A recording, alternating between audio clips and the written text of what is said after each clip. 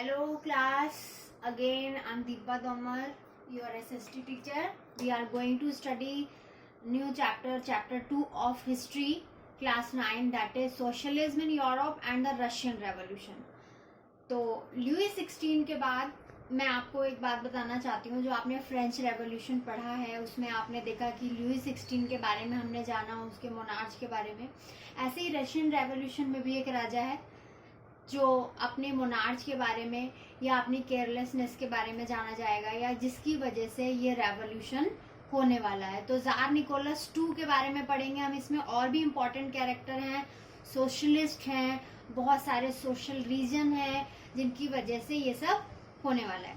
So before starting the chapter let's come to the society. पहले हम society के बारे में जान लेते हैं कि रशिया, ठीक है, तो रशिया की सोसाइटी पहले कैसी थी। So here are 3 names: liberals, okay, liberals, and then radicals, then conservative. So you can assume here that there were 3 type of society in Russia at that time. तो उस time पर Russia में 3 तरीके की society थी: liberals, radicals and conservatives. तो ये तीनों ही जो सोसाइटी के ग्रुप थे इनमें लोग बटे हुए थे and they had their own choice and own thought. उनके अलग अलग थॉट थे, अलग अलग चॉइस थी अपने तरीके का एक नेशन बनाने के लिए। तो सबसे पहले लिबरल्स का जो ग्रुप था लोगों का, वो लोग क्या चाहते थे? They wanted a nation which can respect and tolerate all religion. तो liberals wanted tolerance of religion. ये चाहते थे कि सभी रिलीजन एक जैसे हों, सबको इक्वल माना जाए, सभी धर्मों को, वहां पर जो भी धर्म थे स्पेशली उनको।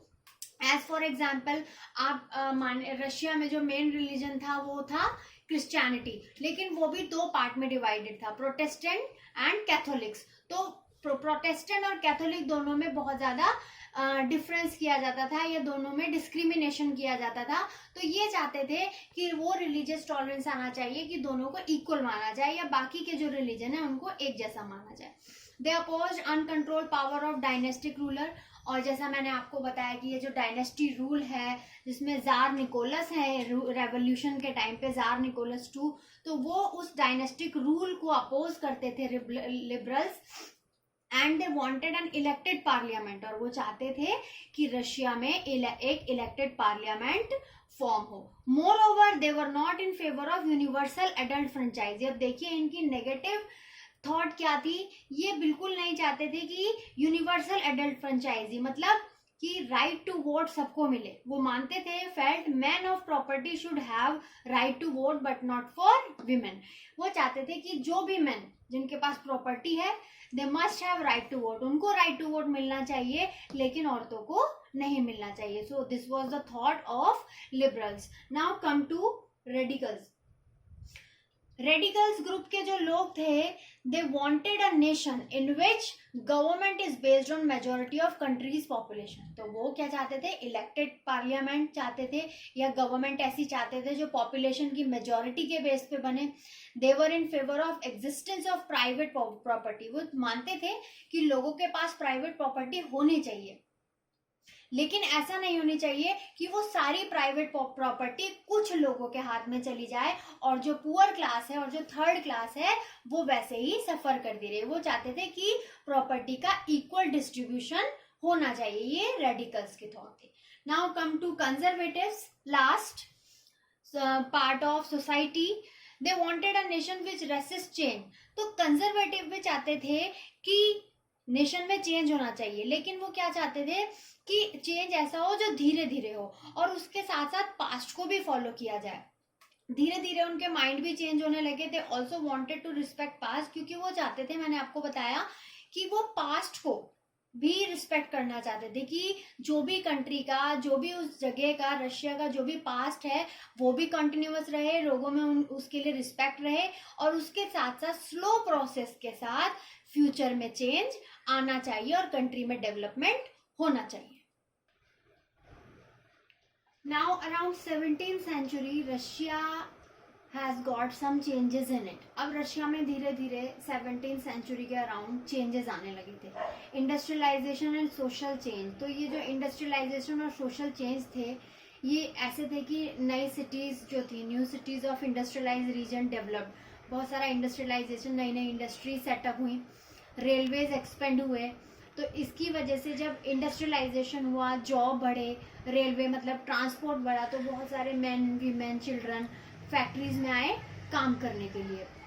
अब जब बहुत सारे लोग टाउन से, सिटीज से इधर एक जगह से दूसरी जगह माइग्रेट करते हैं, जब पॉपुलेशन बढ़ती है किसी एक जगह की, तो क्या ज़रूरत होती है, बहुत सारे हाउसिंग की, सैनिटेशन की, और इस चीज़ की कि अनएम्प्लॉयमेंट का इश्यू रेज ना हो, क्योंकि जैसे जैसे पॉपुलेशन बढ़ेगी तो इंडस्ट्रियलाइजेशन के बावजूद भी बहुत जगह अनएम्प्लॉयमेंट बढ़ने लगता है। तो इन चीज़ों को ध्यान रखते हुए जो सोसाइटी के ग्रुप थे, लिबरल एंड रेडिकल्स, तो लिबरल और रेडिकल्स ने क्या शुरू किया, they started searching solution for housing, sanitation and unemployment issues.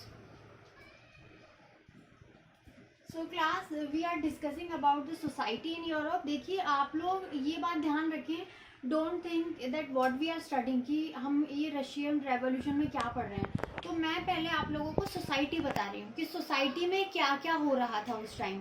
सबसे पहले हमने सोसाइटीज के ग्रुप जाने, ठीक है, रेडिकल, लिबरल्स, कंजर्वेटिव। उसके बाद मैंने आप लोगों को बताया कि किस तरीके से इंडस्ट्रियलाइजेशन और सोशल चेंज आए, ठीक है, कि कैसे कैसे डेवलपमेंट हो रहा था और कैसे कैसे उन डेवलपमेंट को मेंटेन किया जा रहा था। अब इसी के साथ है सोशलाइजेशन इन यूरोप, कि सोशलाइजेशन और किस किस तरीके से हो रहा था।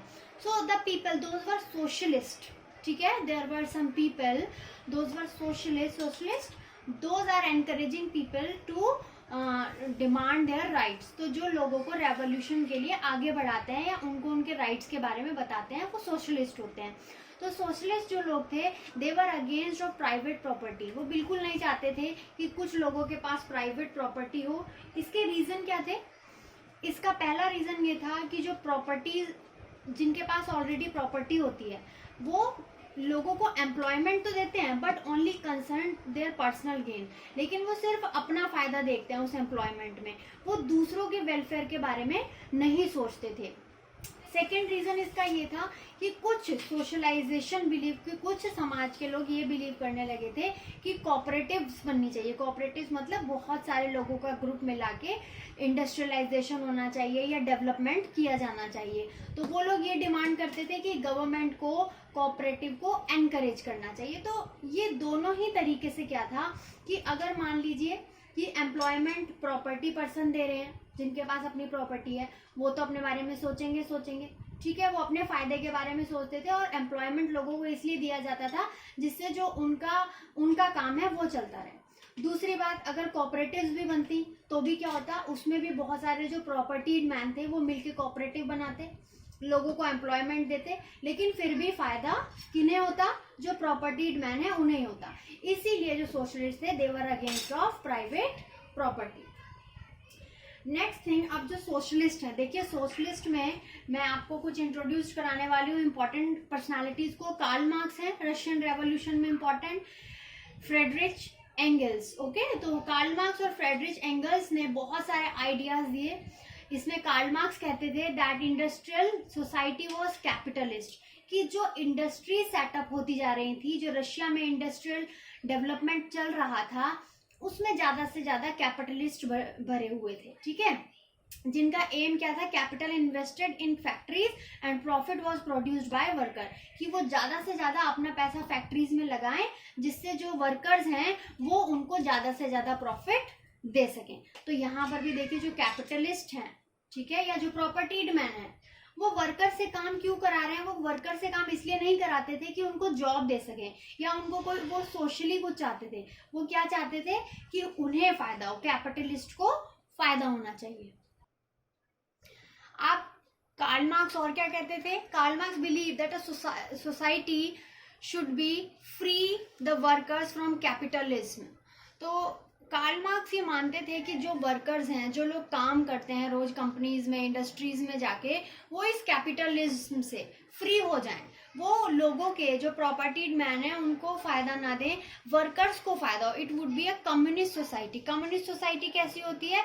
जहां पर रिलीजन को मेन माना जाता है, या रिलीजन या कुछ ग्रुप्स को मेन माना जाता है, और उन ग्रुप्स में जो वर्कर्स आते हैं उनको भी फायदा मिलना चाहिए। उन कम्युनिस्ट सोसाइटी में जो लोग आते हैं, मार्क्स ये मानते थे कि उनको फायदा होना चाहिए। कैपिटलिस्ट या प्रॉपर्टीड मैन, जिन पे पहले से ही बहुत सारी प्रॉपर्टी है, बहुत सारी मनी है पहले से ही, they should not be benefited by such industrialisation.